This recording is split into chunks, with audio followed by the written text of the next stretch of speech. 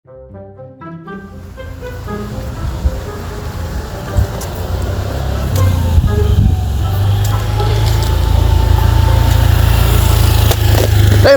stop. Udah bercanda.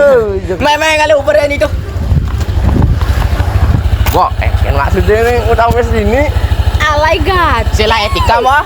Emang jalan ini punya lo. Ya. Jalan umum nih, Mbak. Alay God tio. Oh, udah alay. Si sing aja ini sekolah no. Lejo. Oh, jina nih jalan umum ada nih. Harus ngerti nak lah etika gitu. Ajain orang.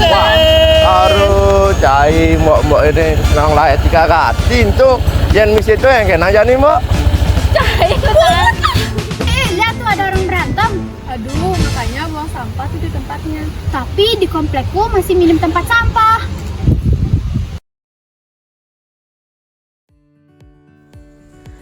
Karangasem, tahun 2022 hanya memiliki 50 titik bak sampah.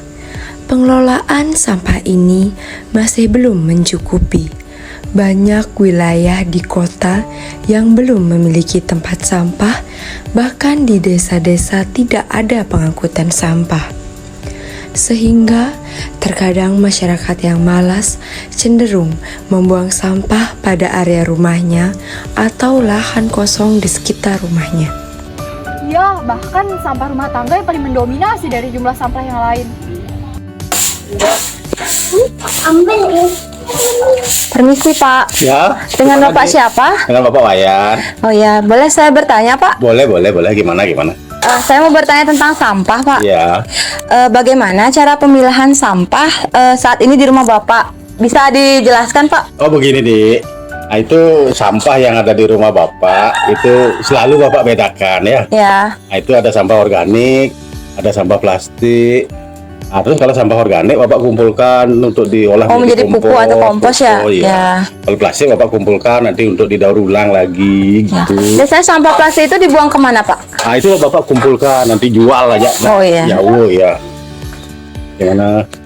Ada lagi ya Pak ya? Ya. Bagaimana jika tidak ada layanan pengolahan sampah dan pengangkutan sampah di daerah Bapak? Apa yang Bapak akan Bapak lakukan? Oh iya. Masih Dek ya. Ya. Tentunya Bapak kerepotan. Kenapa Bapak bilang repot? Karena akses untuk mengantar sampah ke suatu tempat itu tidak ada. Nah, otomatis Bapak mencari daya upaya istilahnya untuk mengolah sampah itu sendiri. Apakah mungkin Bapak bakar kalau sampah organiknya atau sampah plastiknya Bapak jual gitu umpamanya untuk Ya, biasanya sampah plastiknya itu Bapak apakan? Bakar atau bagaimana? dijual kepada orang Jawa. Oh ya. Untuk dijual. Biasanya dibakar juga ya? Apa itu nggak menyebabkan polusi Pak? Memang dampaknya itu adalah polusi. Otomatis sudah mencemari lingkungan. Tapi karena itu sudah faktor kendalanya tidak ada angkutan atau penampungan, seperti itulah yang Bapak lakukan. Iya. Biasanya sampah apa aja sih Pak yang paling banyak dihasilkan di rumah Bapak ini? Oh, organik, plastik juga ada, tapi selalu Bapak bedakan itu ya. Iya. Makasih ya Pak atas Ya, sarannya sama-sama, ya. Dik. Dari mana, Dik? Dari SMA 1. Oh iya. Halo Kak, selamat sore. Halo, selamat sore. Di sini saya akan mewawancarai Kakak, apa boleh? Boleh. Di sini saya akan mewawancarai Kakak tentang sampah ya.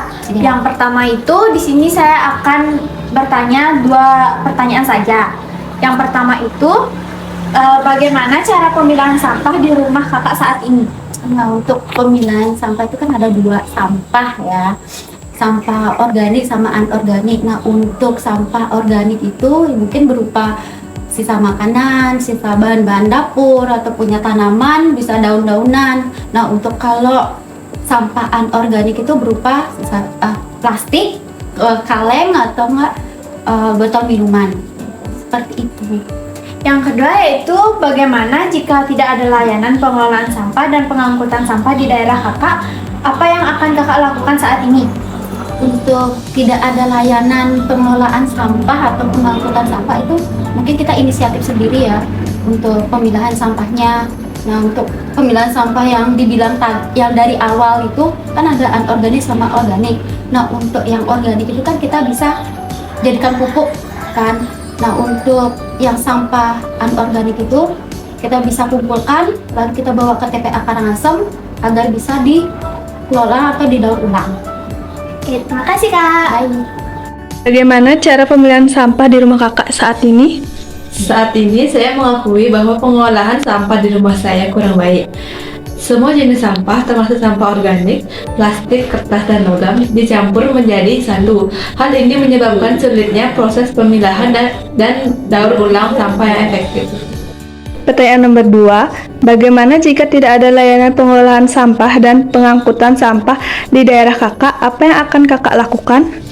Jika tidak ada layanan pengolahan sampah dan pengangkutan sampah di daerah saya akan melakukan beberapa langkah untuk mengatasi masalah ini.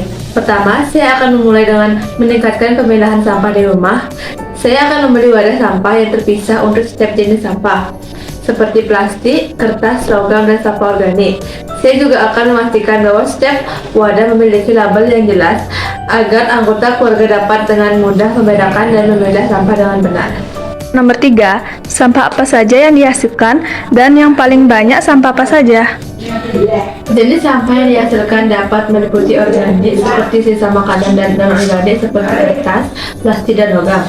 Yang paling banyak tergantung pada kebiasaan konsumsi. Namun kemasan plastik seringkali menjadi salah satu jenis sampah yang paling dominan. Baik, terima kasih. Berdasarkan Sistem Informasi Pusat Sampah Nasional, sampah di Indonesia didominasi oleh sampah rumah tangga dengan persentase 38,8%. Dan dari keseluruhan jenis sampah, sampah sisa makananlah yang mendominasi, yakni sekitar 40,4%. Penanganan sampah sudah berjalan 50,61% dan pengurangan yang mencapai 16,14%. Permisi Bapak, selamat sore. Apakah boleh saya menyita waktunya sebentar untuk diwawancarai? Oh, boleh. Baik, saya di sini akan mewawancarai Bapak seputar pengelolaan sampah di rumah. Sebelumnya Bapak dengan nama siapa? Baik, kita mulai. Yang pertama, sampah apa saja yang dihasilkan dan yang paling banyak sampah apa di rumah Bapak? Yang dihasilkan ada 2, sampah organik dan anorganik. Yang paling banyak itu adalah sampah organik yang terdiri dari daun-daunan kering. Kenapa? Karena di sini sekitar ini adalah banyak pohon-pohon, sehingga pada saat ada angin, daunnya itu runtuh, banyak jadinya berserakan. Itu yang menjadi banyak sampah di rumah. Baik, lalu bagaimana cara pemilahan sampah di rumah Bapak?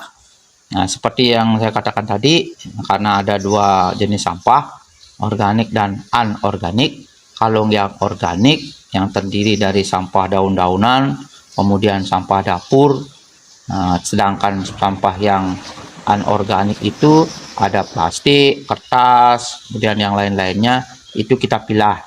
Yang plastik kita jadikan satu, botol-botol kita jadikan satu, nanti itu bisa diberikan kepada pemulung atau kita jual. Sedangkan yang sampah dapur itu kita pilah, yang rusak kita buang ke tempat pembuangan sampah, dan yang daun-daunnya kita manfaatkan untuk menjadi kompos. Baik, untuk pengolahan komposnya apa bisa Bapak tunjukkan? Boleh. Baik, mari teman-teman. Ini salah satu kompos rumah yang kita pakai adalah isi grow ya. Ini salah satunya, ini masih proses, bisa dilihat ya, itu sampah-sampah dapur. Ya, sampah dapur kita jadikan satu, kita masukkan ke sini. Yang penting tidak berisi minyak. Sedangkan hasilnya ini bisa dilihat ini. Ini adalah hasil daripada daun-daun yang saya katakan tadi. Ini adalah kompos yang sudah jadi. Ini juga sama. Ini masih proses ini ya. Ini juga hasilnya belum kita pindahkan. Nanti kompos-kompos ini kita kasih di tanaman supaya subur. Sedangkan botol, ini kita pilah seperti ini, dijadikan wadah. Nanti kita kasih di bank sampah, bisa kita jual dan bisa dimanfaatkan. Seperti itu. Baik. Ada lagi? Dan yang terakhir, semisal tidak ada layanan pengelolaan sampah dan pengangkutan sampah di daerah Bapak, apa yang Bapak akan lakukan? Ya, seperti tadi itu kita pilih menjadi dua. Ini yang anorganik, sedangkan ini yang organik. Kita jadikan pupuk kompos. Nanti kalau sudah jadi seperti pupuk ini, kita pakai untuk tanam-tanaman kita, sehingga tanaman itu akan mendapat hasil dari sampah yang mereka hasilkan. Itu. Baik Bapak, terima kasih atas waktunya telah memberikan ilmu baru kepada kami. Dan sekian, terima kasih. Ya, terima kasih kembali. Jadi penasaran deh sama sampah di sekolah digimanain?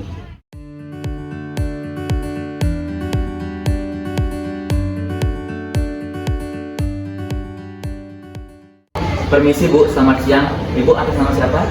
Selamat siang, perkenalkan nama saya Nikuti Widiasi sebagai guru BK di SMA Negeri 1 Lombok. Baik Bu, apakah Ibu ada waktu untuk saya wawancara ini? Ada. Terima kasih Ibu. Ada beberapa pertanyaan yang akan saya ajukan mengenai topik sampah. Yang pertama, apa sih pentingnya kebersihan di lingkungan sekolah menurut Ibu? Menurut saya, kebersihan sekolah sangat penting karena itu menunjang proses belajar mengajar di lingkungan sekolah. Lalu, seberapa bersih dan layaknya lingkungan sekolah menurut Ibu? Menurut saya sudah bersih dan sudah layak untuk proses belajar mengajar. Karena bisa dilihat dari tidak adanya sampah yang berserakan, sudah disediakan tempat-tempat sampah di depan kelas dan di titik-titik tertentu. Dari sudut pandang Ibu juga, sampah apa sih yang paling banyak dihasilkan oleh sekolah? Menurut saya sampah yang paling banyak dihasilkan dan dari yang saya amati adalah sampah dari sisa makanan. Dari siswa yang belanja paket misalkan, dari snack, pembungkus makanan, itu yang paling banyak dihasilkan. Apakah sekolah sudah melakukan pengelolaan sampah? Menurut saya sudah, bisa dilihat dari tempat sampah yang sudah disediakan di setiap kelas, dan di depan juga sudah ada dipilah. Setelah dipilah, ditaruh di depan sekolah sehingga nantinya akan diangkut oleh DKP. Mengapa sih pengelolaan sampah ini sangat penting menurut Ibu? Sangat penting karena bisa dibayangkan jika lingkungan kita kotor, banyak sampah berserakan, tentu akan bau, dan juga ada lalat, itu akan mengganggu siswa-siswa yang sedang belajar dan juga pastinya para pegawai dan guru-guru yang ada di sekolah. Dan juga tidak etis atau tidak indah untuk dipandang. Bagaimana pengelolaan sampah di sekolah? Sudah bagus karena sudah ada petugas di sekolah yang khusus untuk menangani kebersihan. Jika ada sampah yang tidak bisa diangkut oleh DKP, maka apa yang akan dilakukan oleh sekolah untuk menangani ini? Ini belum dilaksanakan atau direalisasikan karena belum pernah terjadi DKP tidak mengangkut sampah. Namun apabila terjadi seperti itu, mungkin dari petugas sampah akan langsung mengangkut dan membawa ke tempat pembuangan akhir yang ada di Kabupaten Karangasem. Bagaimana sih kiat-kiat baru yang bisa kita lakukan untuk pengelolaan sampah yang itu saja? Kiat-kiat baru yang bisa dilakukan tentu saja dimulai dari kesadaran dari diri siswa. Pertama, harus bisa menjaga kebersihan, contohnya dari setelah habis makan buang sampah pada tempatnya, dan di tong sampah sudah dibedakan mana sampah organik dan non-organik, mana sampah yang bisa didaur ulang dan yang tidak bisa didaur ulang. Siswa harus bisa membedakan mana yang bisa didaur ulang, ditaruh di tempat yang sampah untuk daur ulang. Ya, kalau memang itu sampah plastik yang tidak bisa didaur ulang, ditaruh di tempat yang berbeda, agar nanti memudahkan petugas untuk mengolahnya dan membuang di tempat sampah yang sesuai. Lalu bagaimana Ibu mampu menanamkan kiat-kiat ini pada siswa? Tentu saja dimulai dari sosialisasi kelas-kelas dan juga harus dibantu oleh siswa OSIS dan juga PKS.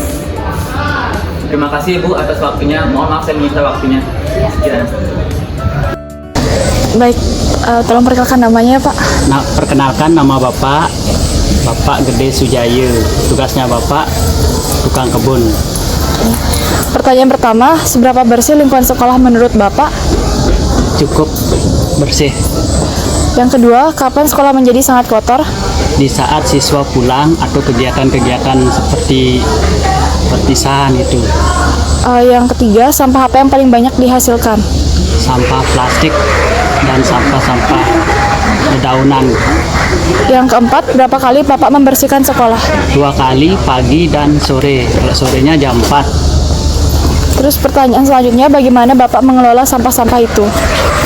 Kalau Bapak mengelola sih di sekolah tidak ada, cuma Bapak membuang ke depan. Nanti di depan diangkut sama petugas DKP-nya. Bagaimana pengelolaan sampah organik di sekolah? Organiknya ya dengan cara membakar. Kasih Pak. Ya.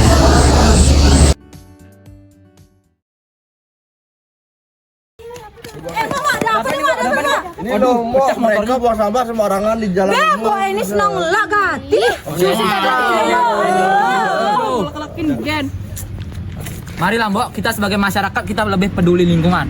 Jadi janganlah membuang sampah sembarangan. Kalau Mboknya masih bingung tentang sampah, baik saya akan jelaskan sedikit. Ada 2 jenis sampah. Yang pertama adalah sampah organik, yakni sampah-sampah yang bisa diuraikan oleh alam, seperti daun, ranting, ataupun sisa makanan Mbok. Bisa Mbok buang di tempat sampah berwarna hijau. Lalu ada sampah non organik. Sampah ini seperti botol bekas, gelas-gelas minuman, dan juga kaleng. Bisa Mbok buang di tong sampah berwarna kuning. Sekian, terima kasih. Ya, maaf nih. Jangan lakukan itu lagi.